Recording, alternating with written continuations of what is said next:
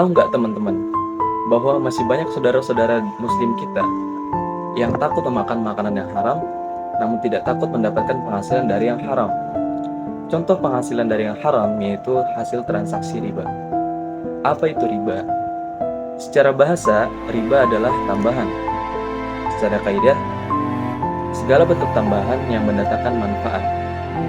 Sederhananya gini, ketika saya meminjamkan uang kepada teman saya sebanyak Rp10.000, kemudian saya meminta teman saya untuk mengembalikan uang saya sebanyak Rp11.000.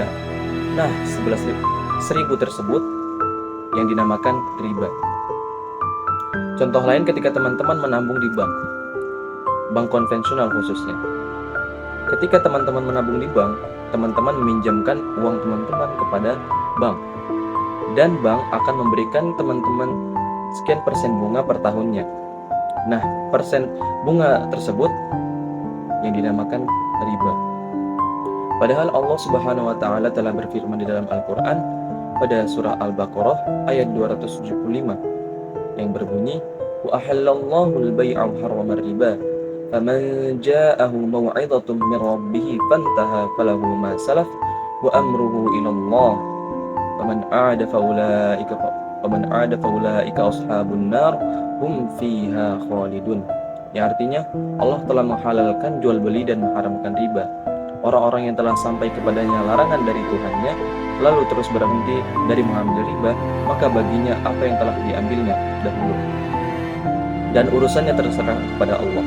Orang yang kembali mengambil riba, maka orang itu adalah penghuni neraka, mereka kekal di dalamnya. Dan apa sih yang bakal kita dapat dampaknya apabila kita terus memakan riba?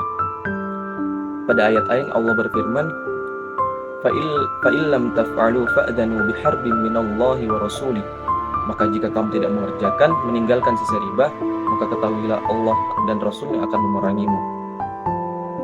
Nah, dampak yang bakal kita dapat ketika kita masih memakan riba, Allah berjanji dalam Al-Quran akan memerangi kita, akan memerangi orang-orang yang masih memakan riba. Rasulullah Shallallahu Alaihi Wasallam pernah bersabda, "Ar-riba thalathatu wa sab'una baban, asruha mithlu ayyankihur rujul ummah, wa in arbar riba ardur rajul al-muslim." Artinya, riba itu ada 73 pintu dosa. Yang paling ringan adalah semisal dosa seseorang menzinai ibu kandungnya sendiri. Sedangkan riba yang paling besar adalah seseorang melanggar kehormatan saudaranya. Hadis riwayat Al-Hakim dan Al-Baihaqi. Dan yang terakhir, apa sih yang bakal kita dapat dampaknya ketika kita masih makan riba?